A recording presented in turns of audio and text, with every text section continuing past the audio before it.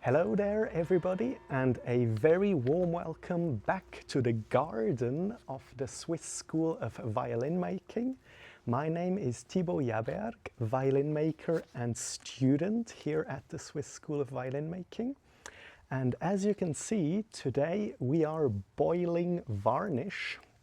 And not only that, we are actually boiling varnish on an open fire, because we are trying to sort of simulate a sort of very authentic way of boiling varnish, like perhaps old Cremonese masters might have done in the past.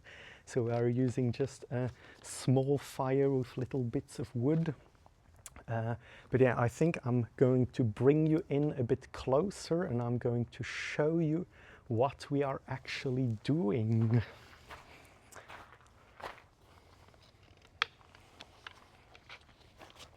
So here we have our fire with a handy little grill system. And currently we are working on boiling the ingredients for our varnish separately. So obviously the main ingredients for a violin oil varnish, because today we are boiling an oil varnish, are the linseed oil here in this pan on the left, and the two pots here on the right we have colophony. So basically spruce or pine resin which has already been cooked, and we are now cooking it even further to darken it a bit more. So the more you cook the colophony and the hotter you cook the colophony, the darker it gets. And yeah, so far we've already been boiling the linseed oil for I believe nearly 4 hours now, and we've been boiling the colophony for nearly 2 hours. And this means that fairly soon we are going to mix the two together, so the resin and the oil, and then we are going to boil it further. So we basically are using more or less our standard recipe which we use here at school, but we are slightly freestyling it as we are cooking on the open fire. So yeah, and we are using tiny bits, just small little handy bits of wood, just so that we can very accurately feed the fire. Now I believe the linseed oil needs a little bit more heat.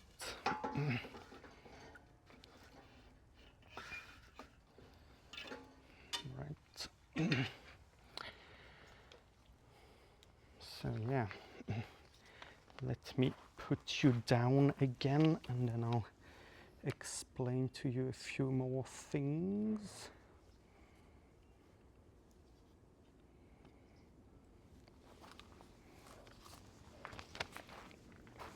So yeah, as I said, we are using like a quite standard recipe which I got here. I mean, standard for the school here. This is a recipe which we use since 2008 actually at the school here. So it's a very tried and tested recipe. And originally we had this recipe with 50% of linseed oil and 50% of colophony, which the colophony we boiled ourselves from Venetian turpentine, or at least in German we call it Venetian turpentine. So it's basically, it's not turpentine like the soluble, the solvent turpentine which you use as a solvent in paints or whatever. It is actually just liquid resin which we boil into colophony. Here we actually used solid bits of colophony as a starting point for our varnish. So basically the advantage with using colophony is you don't need to boil it as long as the liquid resin. And yeah, here we are going to use a slight spin-off of the traditional 50-50 recipe. We are actually going to only use 40% of oil and 60% of resin. This is going to give us a slightly more brittle varnish, but which is also not going to dry as tough. So the more oil you have in the varnish, the tougher it becomes. And if you add more resin, it basically becomes harder, but actually also more fragile at the same time. So for example, if you want to antique an instrument, it's actually very useful to use a varnish with a slightly higher resin content, because it won't dry as tough.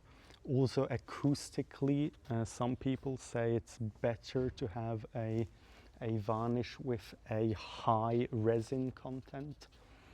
And yeah, of course, for toughness in terms of actual durability and like being actually be able to use the instrument and not wear off the varnish too much, it's obviously good to still have a decent amount of linseed oil inside. So yeah, I mean, now we are like steadily carrying on to boil our ingredients. We're like trying not to heat them up too hot. So obviously on the fire it's not quite as controlled as on an electric or a gas stove, but we are still trying to keep it nice and controlled. And we sometimes measure the temperature with a thermometer, but we sort of also gauge it by eye a lot. And we try to have the linseed oil at around 200 degrees Celsius, and the resin we try to have it slightly hotter, perhaps 230 degrees Celsius.